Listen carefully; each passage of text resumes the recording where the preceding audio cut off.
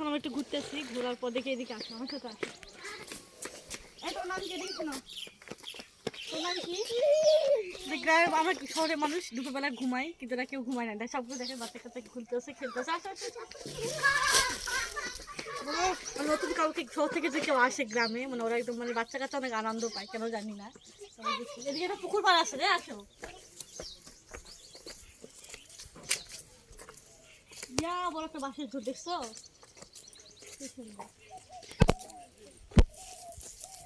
পুকুরের পানি ভালো? হ্যাঁ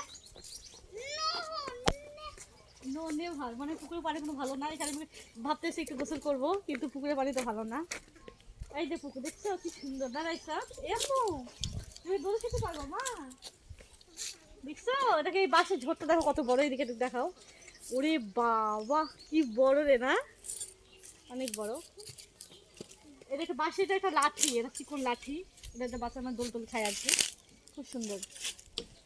আর এদিকে ম্যাক্সিমাম হচ্ছে খুব কম মানে ইটের বাড়ি আর কি, প্রত্যেকটা বাড়ি হচ্ছে মাটির, দুতলা বাড়ি।